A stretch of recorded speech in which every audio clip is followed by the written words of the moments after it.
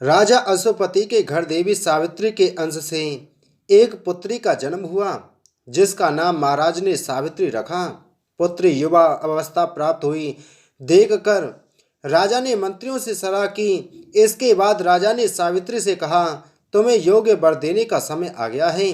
मैं विचार कर तुम्हारी आत्मा के अनुरूप वर को नहीं पा रहा हूँ, इसलिए हे पुत्री, मैं तुमको भेज रहा हूँ कि तुम स्वयं ही अपने योग्य वर ढूंढ लो। पिता की आज्ञा पा सावित्री निकल पड़ी और फिर एक दिन उसने सत्यवान को देखा और मन ही मन उसे वर चुन लिया। जब उसने देव ऋषि नारद जी को ये बात बताई, तब ऋषि नारद जी सावित्री के पास आए और कहने लगे कि तुम्हारा पति अल्पायु है, तुम कोई दूसरा वर देख लो। पर सावित्री ने कहा कि मैं एक हिंदू नारी हूँ, पति को एक ही बार चुनती हूँ। सावित्री की बात सभी ने स्वीकार की और फिर एक दिन उन दोनों का विवाह हो गया। एक दिन सत्यवान के सिर में अत्यधिक पीड़ा होने लगी। सावित्री ने बट वृक्ष के नीचे अपनी गोद में पति के सिर को रखकर उसे लेटा दिया। उसी समय सावित्री ने देखा अनेक यमदूतों के साथ यमराज आ पहुंचे हैं। सत्यवान के जीव को दक्षिण दिशा की ओर लेकर जा रहे हैं।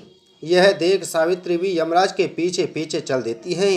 उन्हें आता देख यमराज ने कहा, हे पतिव्रता नारी, पृथ्वी तक ही पत्नी अपने पति का साथ देती है, अब तुम वापस लौट जाओ।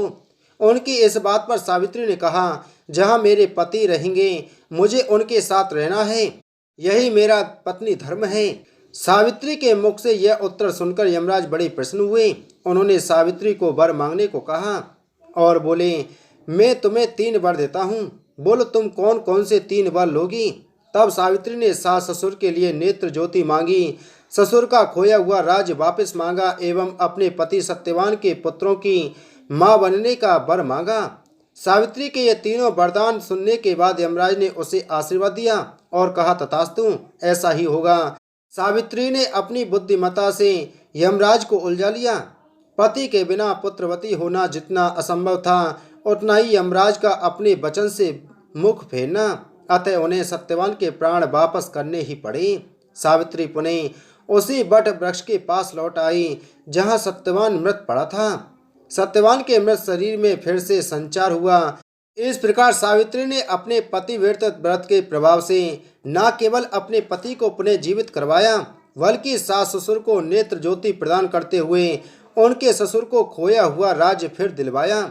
सावित्री की पतिव्रता धर्म की कथा का सार यह है कि एक निष्ठ पति परायणा स्त्रियां अपने पति को सभी दुख और कष्ट से दूर रखने में समर्थ होती हैं। जिस प्रकार पतिव्रता धर्म के बल से ही सावित्री ने अपने पति सत्यवान को यमराज के बंधन से छुड़ा लिया था, इतना ही नहीं, खोया हुआ राज्य तथा अंधे सास ससुर की नेत्र ज्योति भी वापस दिला दी। कथा की समाप्ति के उपरांत अपने पति को रोली और अक्षत लगाकर चरण स्पर्श करें। इसके उपरांत प्रसाद वितरण करें। बट वृक्ष का पूजन अर्चन और ज्येष्ठ पूर्णिमा व्रत करने से सौभाग्यवती महिलाओं की सभी मनोकामना पूर्ण होती हैं, उनका सौभाग्य अखंड रहता है।